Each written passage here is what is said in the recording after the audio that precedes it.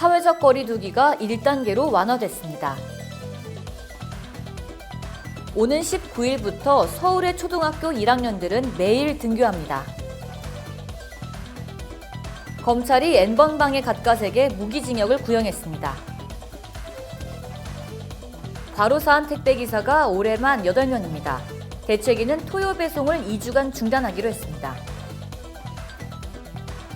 2020년 노벨경제학상은 미국의 교수 2명에게 공동수상으로 돌아갔습니다.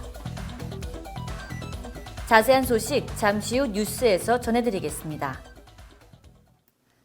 시청자 여러분 안녕하십니까? 신동아방송 서울뉴스 김진주입니다. 서울시는 정부의 사회적 거리두기 1단계 완화 방침에 따라 클럽이나 노래 연습장 등 고위험 시설 10종 집합 금지를 해제한다고 밝혔습니다. 단 시설 내 마스크 착용과 출입 명부 작성, 원 스트라이크 아웃제는 모든 시설업주와 이용자에게 기존과 똑같이 적용합니다. 시는 특히 클럽이나 감성주점 등 춤을 추는 유흥시설은 휴식시간제 운영 수칙을 추가합니다.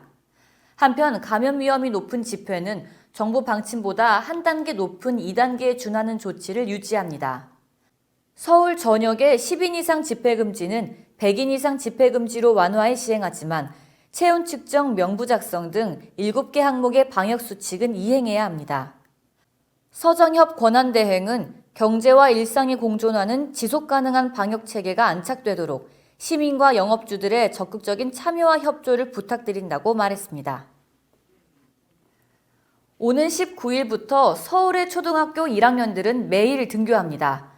신종 코로나 바이러스 감염증 여파로 원격 수업이 길어지면서 학교 생활에 적응하지 못하는 문제를 해결하기 위해 다른 학년보다 우선해서 등교하는 건데요. 교육부는 정부가 전국 사회적 거리 두기를 2단계에서 1단계로 하향 조치하자 학교 등교 인원을 밀집도 3분의 1에서 3분의 2로 확대한다고 밝혔습니다. 다만 코로나19 확산세가 여전한 수도권 학교와 300인 이상의 과대학교는 3분의 2 밀집도를 준수해야 한다고 밝혔습니다. 코로나19 감염 확산을 막기 위한 학교 내 거리두기 어려움에 부담을 호소하는 목소리도 여전한 만큼 시교육청은 등교 수업을 확대하되 학교 내 마스크 착용과 거리두기 실천을 강화하고 급식 시간 방역을 살피며 쉬는 시간을 조정하는 등 학교별 안전 조치를 확보하기로 했습니다. 미성년자 성착취물을 제작 유포한 혐의를 비롯해 총 12개의 혐의로 재판에 넘겨진 일명 갓갓 문형욱 씨에 대해 검찰이 무기징역을 구형했습니다. 또 보호관찰과 전자장치 부착 명령, 취업 제한 명령 등을 내려줄 것을 재판부에 요청했습니다. 문 씨는 지난해 2월 18일부터 갓갓이라는 닉네임으로 개설한 텔레그램 N번방을 통해 약 3천여 개의 성착취 영상물을 올려 배포한 혐의를 받고 있습니다. 문 씨는 2017년 1월부터 지난 7월까지 약 1000여 차례에 걸쳐 아동 청소년 피해자 21명을 상대로 성착취 영상물을 스스로 촬영하게 해 관련 영상물을 제작하고 소지한 것으로 조사됐습니다. 문 씨에 대한 선고 공판은 다음 달 19일 열릴 예정입니다. 올해 과로로 숨진 택배 노동자가 벌써 8명에 이릅니다.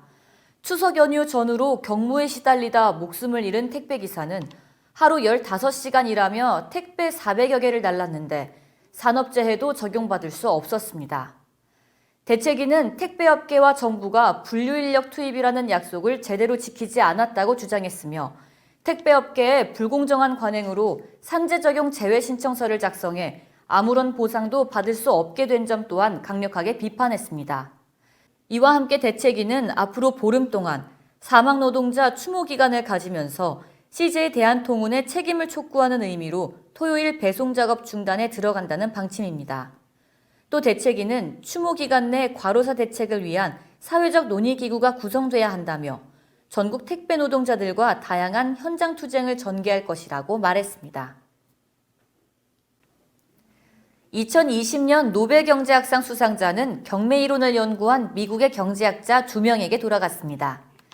예란 한손 스웨덴 왕립과학원 사무총장은 올해 노벨경제학상 수상자로 폴 밀그럼과 로버트 윌슨을 선정했다고 발표했습니다.